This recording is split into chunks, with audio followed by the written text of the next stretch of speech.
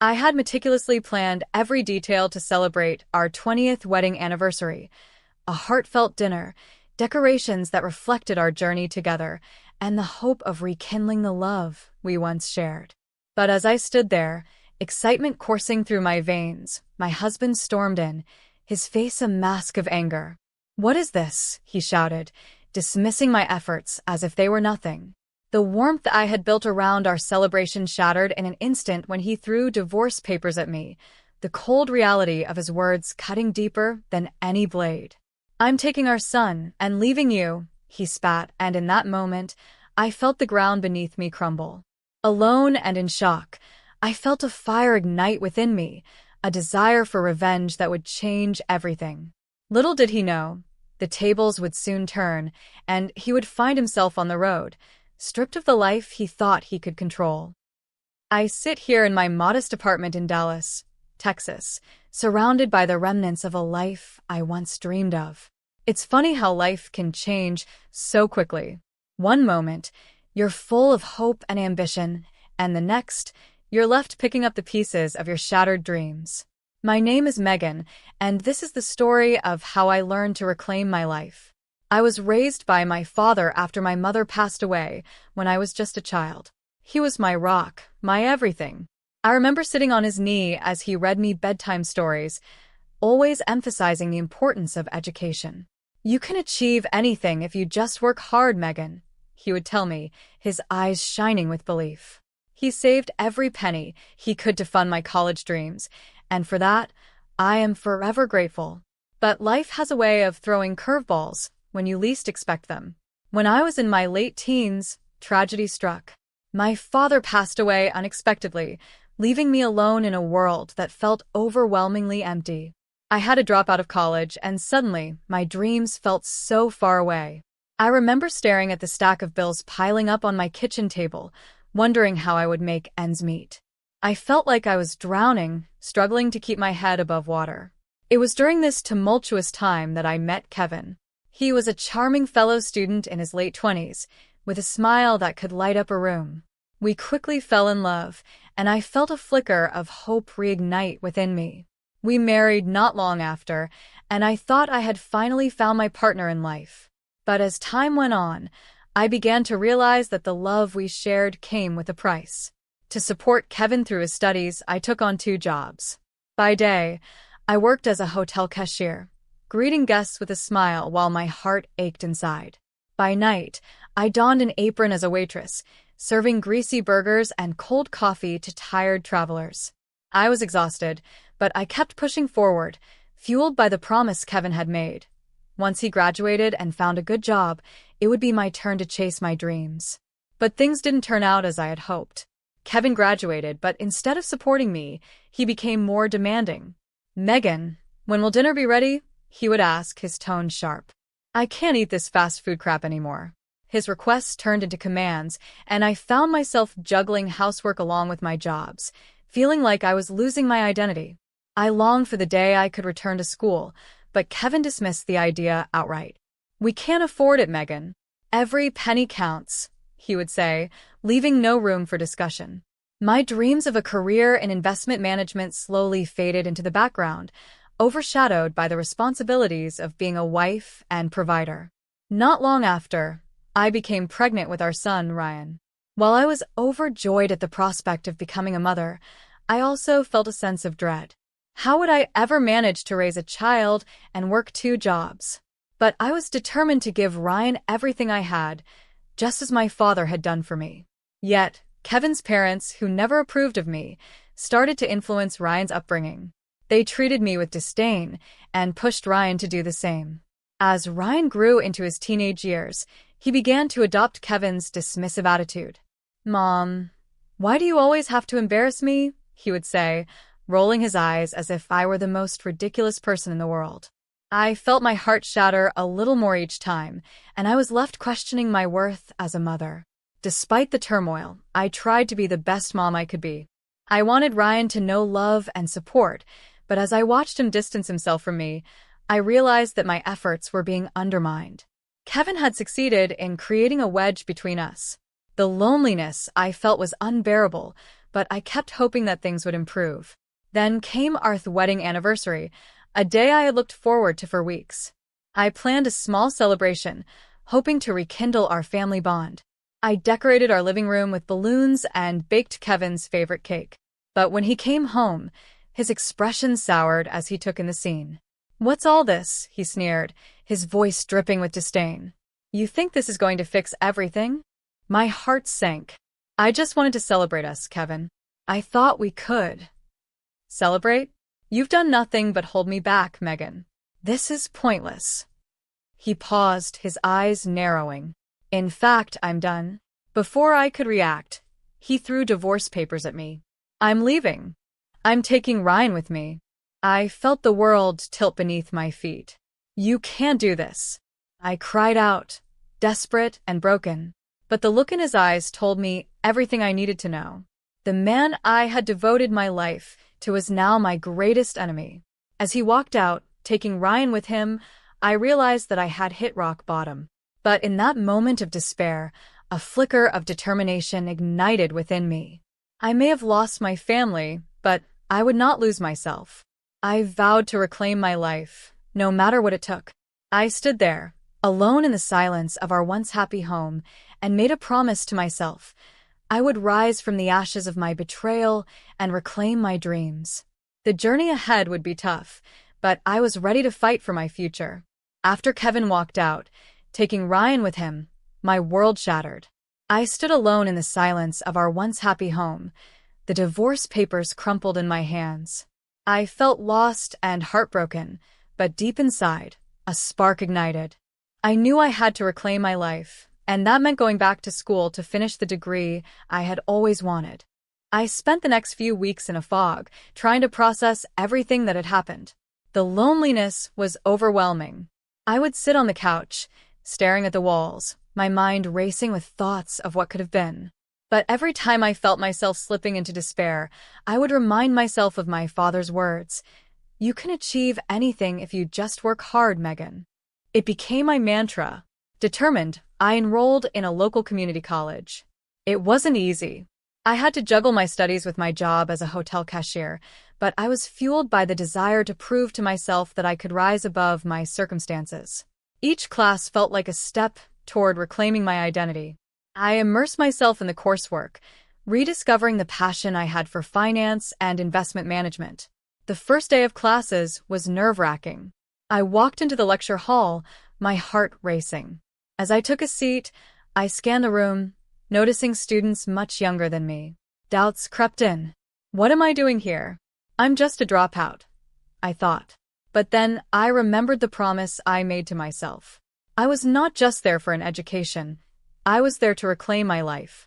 I met Jennifer, a fellow student who quickly became my study partner. She was enthusiastic and kind, and her support helped me navigate the challenges of returning to school. "You've got this, Megan. Just think of how far you've come," she would say, encouraging me during late-night study sessions. Her words lifted my spirits and motivated me to push forward. The coursework was challenging, but I thrived on the pressure. I found myself staying late at the library, poring over financial models and investment theories.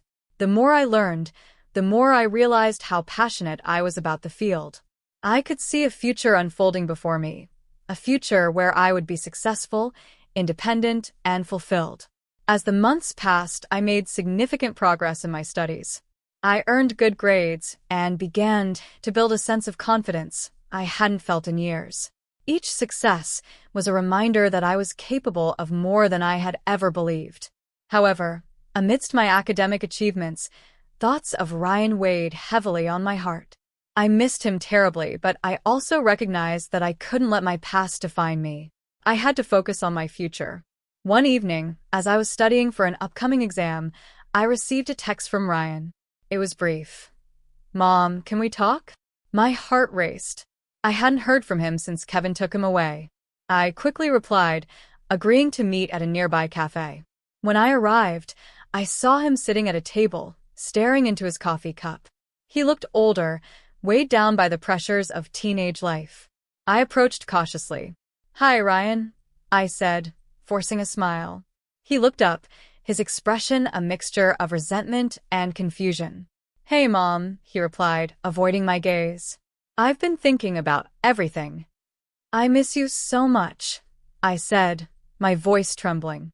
"I want to be there for you, no matter what," he sighed, running his fingers through his hair. "It's just things are different now. Dad says I should focus on my future, and I don't know what to think about you anymore." I felt a pang in my chest. "I understand, Ryan. I know things have changed, but I want you to know that I'm here for you, always. I'm working hard to create a better life for us both." Ryan looked at me, and for a moment, I saw a flicker of the little boy who used to look up to me. "You're going back to school, right?" he asked hesitantly. "Yes, I am. I want to finish my degree in investment management. It's something I've always wanted to do," I replied, hoping to bridge the gap between us. He nodded, a slight frown creasing his forehead. "I guess that's cool. I just hope you're not trying to prove something to Dad." "No, Ryan, this is for me," I said firmly. "I want to show you that you can achieve your dreams, no matter what challenges life throws at you." The conversation was far from perfect, but it was a start. I could see Ryan was still influenced by Kevin, but I held on a hope. I would keep working on rebuilding our relationship, no matter how long it took. As I continued my studies, I found peace in the knowledge that I was taking control of my life. I graduated with honors, and the day I received my diploma was one of the proudest moments of my life. The applause from my classmates felt like a symphony of validation, a clear message that I was capable of achieving my dreams. Soon after graduation, I began applying for jobs in finance, filled with a newfound sense of determination. Little did I know that fate had a surprise in store for me, one that would change everything. After graduating with honors, I felt a rush of excitement and determination coursing through me. It was time to step into the professional world I had always dreamed of, a world where I could finally put my education to use and prove my worth. I began applying for jobs in finance, pouring my heart into each application. I felt like I was stepping into uncharted territory, but for the first time in years, I was optimistic about the future. Weeks turned into months as I sent out countless resumes and attended interviews. I faced rejections and moments of self-doubt, but I held on to the belief that I was meant for something greater. Then one afternoon, while scrolling through job listings, I stumbled upon an opening that made my heart skip a beat, a department head position at a well-respected investment firm. I spent hours preparing for the interview, researching the company and practicing my responses. As the day approached, I felt a mix of excitement and anxiety. This was my chance to prove not only to myself but also to everyone who had doubted me. On the day of the interview, I arrived early, dressed in a tailored suit that made me feel confident and empowered. I walked into the building, taking a deep breath to steady my nerves. The waiting area was filled with professionals, each one seemingly more qualified than the last. I reminded myself that I belonged there, that I had earned this opportunity through hard work and perseverance. When my name was called, I entered the conference room, where a panel of 3 interviewers sat waiting. I introduced myself, trying to project confidence even though my heart raced. The questions began, and I answered each one with passion and clarity. I spoke about my vision for the department and my commitment to excellence. As the interview progressed, I could see their interest growing, and it fueled my determination. After what felt like an eternity, the interview concluded, and I walked out feeling invigorated. I had given it my all. A few days later, I received a call from the firm. "Congratulations, Megan. We'd like to offer you the position," the voice on the other end said. I could hardly believe it. I was thrilled and terrified all at once. Starting my new job felt like stepping into a dream. I was finally in the world of finance, surrounded by bright minds and exciting projects. My team welcomed me warmly, and I quickly dove into the work. I found fulfillment in leading my department and making a real impact. But as I began to settle into my new role, a familiar shadow crept into my life. Kevin. I hadn't seen him since the divorce, but news of my success spread quickly.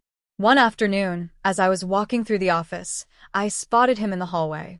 He looked disheveled and worn, a stark contrast to the man I had once known. "Megan," he called out, his tone mixed with disbelief and frustration. I see you've managed to climb the ladder after all. I paused, my heart racing. Kevin, what are you doing here? I asked, trying to keep my composure. I heard you got the job I wanted, he said, his voice low. You don't deserve it, you know. His words struck me like a slap. I worked hard for this, Kevin.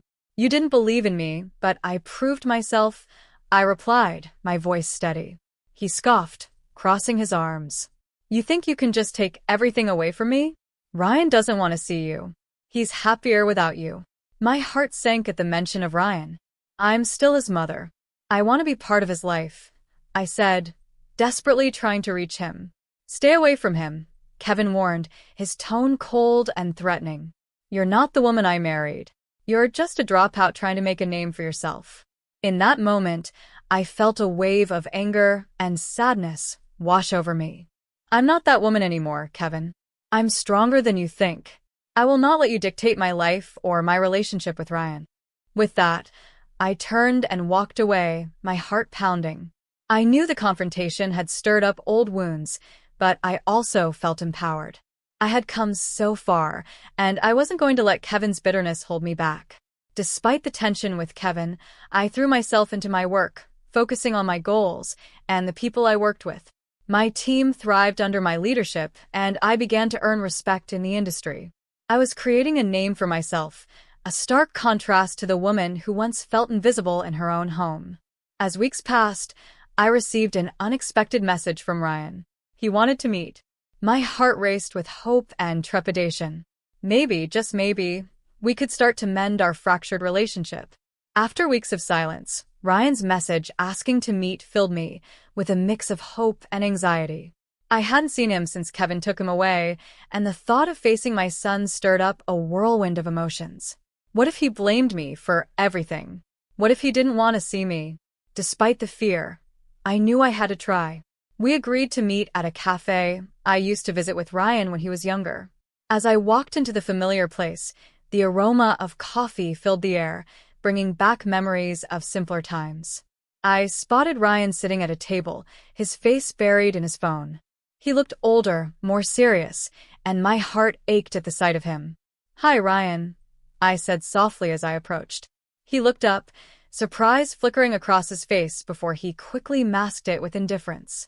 Hey, Mom, he replied, his voice quiet. I could feel the tension hanging between us, a wall built from years of hurt and misunderstanding. Thanks for meeting me, I said, taking a seat. I've missed you. Yeah, I guess, he mumbled, still avoiding eye contact.